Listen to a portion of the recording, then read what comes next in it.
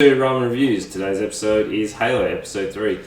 So one thing I did forget to mention in episode 2 was the weird scene of the human that's with the Covenant and the weird undressing scene. Like, that just felt really out of place and not needed. Like, I don't really understand what it was, whether it was symbolic of her like shedding and becoming human again, whatever. Like, who cares? Let's move on.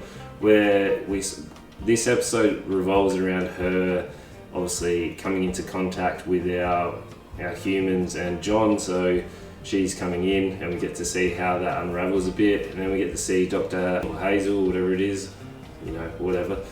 So she is obviously making Cortana and it's made in her image, and we get to see Cortana actually finally come onto the scene. Like, I would have thought she would have been earlier, like we are episode 3 where it's finally come in, so it is what it is, but it is in a similar vision what John used to, and then we get to see the implementation and how she starts to interact with John, where that's going to kick off later on, and then we get to see the Covenant start to attack, and it's better. Like, this episode was better than episode 1 and 2. Like, I start to see that we're going to have a little bit more of an impact of the story and a little bit where they're going for the final climax of the series, where we could have still done without Kwan. Like, I still don't understand where they're going with it. Like, what's her pivotal role in the series?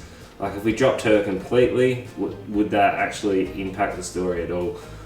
Like, let me know what you think in the comments, but I think they could have dropped that storyline completely and just focused more on Master Chief and how Cortana comes in. We get to see a little bit of glimpse of a bit more of the Spartans, which I hope they're going to impact a little bit more as we go.